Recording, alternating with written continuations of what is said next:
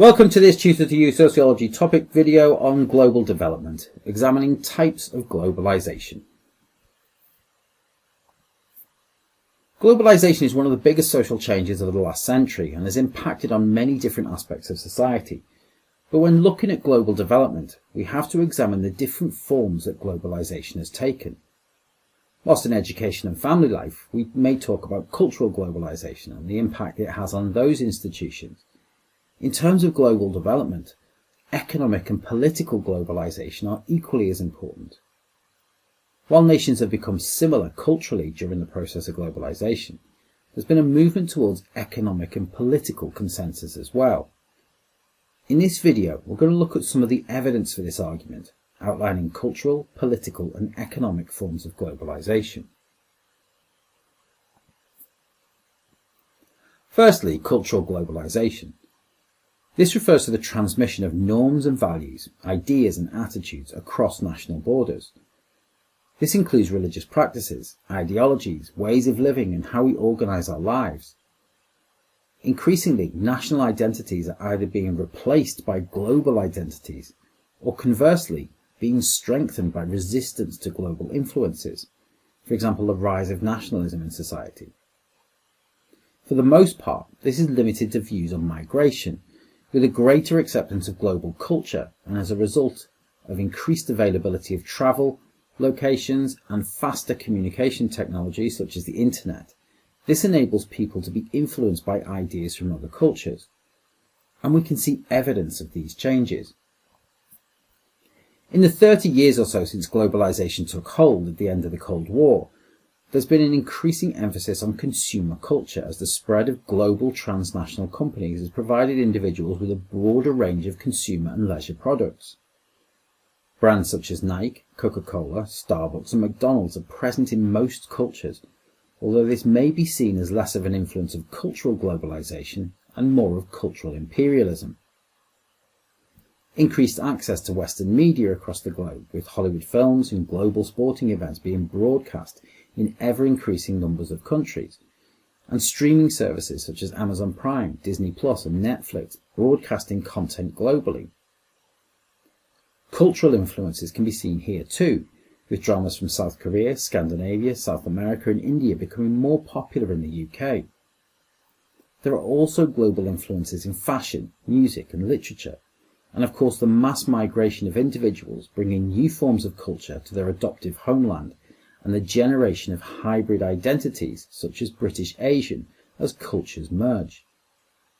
However, critics of cultural globalisation reject the idea of a global culture, instead suggesting the existence of a dominant Western culture that looks to replace indigenous and folk culture. A second form of globalisation is economic globalisation, and this is relevant to development policy with the implementation of greater trade between nations. Whilst in the past, many nations operated protectionist policies, limiting imports by issuing tariffs on goods, the growth of free trade has enabled the spread of trade and allowed people to access more goods and services than ever before. The development of trading blocs, such as the European Union, has allowed people to work and purchase goods without paying fees, and this demonstrates greater economic cooperation between the nations. Furthermore, the advent of faster communications networks, such as the internet, has allowed for financial transactions to take place worldwide, including currency exchanges. People no longer need to change money in many cases when going abroad, and can access funds easily without the need for going to a physical bank and exchanging currency. Evidence of the greater economic globalisation of society can be seen through reactions to the global economic crisis of 2008. The collapse of one market, the US subprime lending market, had knock-on effects to international banks, which demonstrates the extent to which economic transactions and capital are now interconnected. Economic globalisation is also evidenced through the role of international organisations such as the World Trade Organization, that facilitates trade deals between nations and ensures that trade can flow freely from one nation to the other. Furthermore, the development of trading blocs, such as the European Union, enable nations to cooperate and negotiate better deals for their members, although this is not without its critics, as can be seen from the Brexit referendum. A final form of globalisation is political globalisation, and this is particularly relevant in the late 20th and early 21st century. This refers to the greater political cooperation between nations in matters of international importance. Following the almost 50 years of the Cold War between Western nations and the Soviet Union, there has been movement towards a greater consensus in international politics. Despite some differences, there are less conflicting ideologies between nations. Political globalisation has also been underlined through the growth of international governmental organisations such as the IMF, the World Bank and the United Nations. These look to promote stability and conformity in the way in which nations address important issues, although the extent to which this is successful is debated, as are the aims of these organisations and whose interests they serve. Evidence for political globalisation can be seen in the international reactions to major world events. Nation-states are increasingly coming together to address social, economic and environmental issues. For example, global responses to the COVID-19 pandemic saw nations adopt similar approaches to dealing with the pandemic, restricting travel, monitoring cases and organising vaccinations. Further evidence can be seen through global responses to the climate crisis, with nations attempting to agree on the best course of action to tackle issues of climate change and looking to each other for possible solutions.